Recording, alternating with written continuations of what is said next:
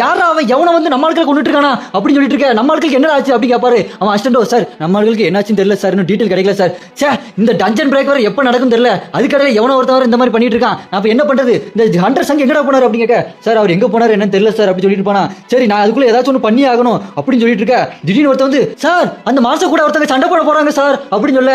Chairman சாவலோ யாரு ஜின்மு வந்துட்டாரா அப்படின்னு கேட்பாரா. அந்த அசிஸ்டன்டோ சார் இல்ல சார் அது அந்த நேஷனல் ஹண்டர் யாரோ ஒருத்தரா அங்கதான் இருக்காரு, அவர் சண்டை போட போறாரா சார் அப்படின்னு சொல்ல. அங்க அந்த ஜெர்மனி ஹண்டர் நடந்து போயிட்டு இருப்பான். இவன் ரொம்ப பயங்கரமா இருக்கானே, இவன் கூட சண்டை போட்டா நான் இங்கே செத்துருவேனா, என்னோட தலையெழுத்து இங்கே முடிய போதா, என்ன ஆக போகுது, நான் டான் கேங் லீடர் அப்படின்னு மனசுல யோசிச்சுக்கிட்டே அப்படி நின்னுக்கிட்டே இருப்பானா. அப்ப டக்குன்னு தாமஸ் ஆண்ட்ரே மாசா வருவான் பாருங்க. கண்ணா நீ அந்த பக்கம் ஓரமா போ, என் வழி தனி வழி குறுக்க வராத சீ விடுவேன் அப்படின்னு சொல்லிட்டு மாசா நடந்து போக பாருங்க. அவன் மூஞ்சில கை வச்சு பின்னாடி போ அப்படின்ற மாதிரி தள்ளி விட்டுட்டு அப்பாட்டி வாசா நடந்து போயிட்டு இருப்பான். இங்க நம்ம ஹீரோவும் சாகவும் ஹோட்டல்ல சாப்பிட்டு இருப்பாங்க. அப்ப சேர்மன் நம்ம ஜின்முக்கு போன் பண்ணி ஜின்மு எங்க இருக்கீங்க, இங்க பெரிய பிரச்சனை ஓடிட்டு இருக்கு, மாஸ்டர்லாம் வந்து நம்ம ஹண்டரை கொண்டுட்டு இருக்கு அப்படின்னு சொல்லிட்டு இருக்க. நம்ம ஹீரோவோ என்ன மாஸ்டர் வந்துருச்சா, எத்தனை மாஸ்டர் வந்துச்சு அப்படின்னு கேட்க. எத்தனை மாஸ்டர் கேட்கறீங்க, எத்தனை கிடையாது, அது ஒன்னே ஒண்ணுதான், அது ஒண்ணு வந்து நம்ம எல்லாத்தையும் போட்டு கொண்டுகிட்டு இருக்கு, அது அவ்வளவு பவர்ஃபுல்லா இருக்கு, நம்ம தாமஸ் ஆண்ட்ரே தான் போய் சண்டை போட்டு இருக்காரு அப்படின்னு சொல்ல. நம்ம ஹீரோ சாக்காயிருவான். என்ன சொல்றீங்க, நான் என்னோட சேடோ எல்லாத்தையும் அனுப்பி வச்சேனே, தாமஸ் கிட்டே அனுப்பி வச்சேன், மத்த ஹண்டர்ஸ் எல்லாத்தையும் அனுப்பி வச்சேனே, எனக்கே சிக்னல் வரல அப்படி நம்ம ஹீரோ பார்த்துட்டே இருப்பான். சிக்னல் வராம ஒரு மாதிரி ஃபிளாஷ் அடிச்ச மாதிரி இருக்கும். அப்ப நான் ஏதோ ஒரு மேஜிக் தான் இதை தடுக்குது அப்படி நம்ம ஹீரோ யோசிச்சுட்டே இருப்பான். அப்படி போன்ல பேசிட்டே இருக்கும்போது நம்ம ஹீரோ சாகே கிட்ட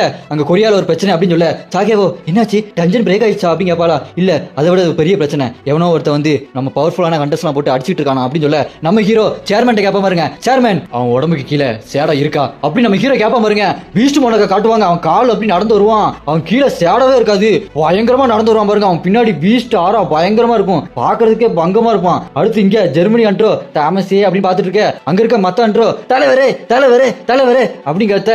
நம்ம தாமஸோ எனக்கு கட்சி வேண்டாம் ஒரு கொடி வேண்டாம், பொத்திக்கிட்டு போய் எல்லா மக்களையும் காப்பாத்தி வெளியே கொண்டு போங்கடா, இங்க கத்திட்டு இருக்காதீங்க அப்படி நம்ம தாமஸ் ஆண்டே சொல்லுவான் பாருங்க. எல்லாரும் அங்க இருந்து போயிருவானுங்க. நம்ம தாமஸ் ஆண்டே அந்த பீஸ்ட் மோனர்க்க பாப்பா பாருங்க, அதை கண்ணாடியில காட்டுவாங்க. அப்ப தாமஸ் ஆண்டே சொல்லுவான் பாருங்க, இந்த பீஸ்ட் இதோட தகுதி தராத தெரியாம இங்க வந்து சண்டை போடுது அப்படி சொல்லும்போது அந்த பீஸ்ட் மோனர்க்க பாப்பா பாருங்க அப்படி பாப்பான். பாக்குறதுக்கே பயங்கரமா இருக்கும். நம்ம தாமஸ் ஆண்ட்ரையோ இந்த மாதிரி வெறி பிடிச்ச விலங்கு எல்லாத்தையும் கொல்ற தவிர வேற வழியே இல்ல அப்படி பாத்துட்டு பாருங்க. அடுத்து ரெண்டு பேரும் நேருக்கு நேரம் நிப்பாங்க பாருங்க, பாக்குறதுக்கே பயங்கரமா இருக்கும். நம்ம தாமஸ் ஆண்ட்ரே வெறித்தனமா பாப்பான். அந்த பீஸ்ட் மோனர்க்கு அப்படி சிரிச்சுட்டு டக்குன்னு அப்படி நகத்தை வச்சு நெஞ்சில குத்த போவான் பாருங்க.